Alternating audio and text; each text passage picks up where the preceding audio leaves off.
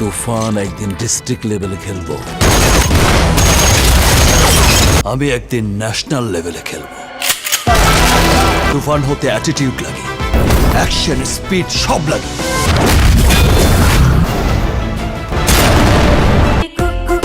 এবার দেশের গণ্ডি পেরিয়ে মালয়েশিয়ায় মুক্তি পেয়েছে শাকিব খান অভিনীত তুফান সিনেমা এবং কি সেখানকার হলগুলো রয়েছে বর্তমানে হাউসফুল এবং জানা গিয়েছে সেখানকার জনগণের কাছে বেশ প্রশংসিত হয়েছে শাকিব খানের তুফান সিনেমাটি এবং কি বাংলাদেশ সহ বিভিন্ন দেশে এই সিনেমাটি রিলিজ করা হয়েছিল। যদিও বাংলাদেশের সিনেমা হলগুলো এখন সংকটময়, কিন্তু দেশের বাইরে শাকিব খানের সিনেমা এখনো সচল রয়েছে।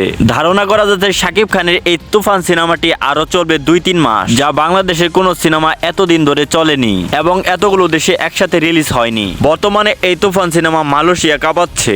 তো এই ছিল আজকের আপডেট। পরবর্তী আপডেট ভিডিও পেতে আমাদের এই চ্যানেলটিকে অবশ্যই সাবস্ক্রাইব করে আমাদের পাশে থাকো। ধন্যবাদ।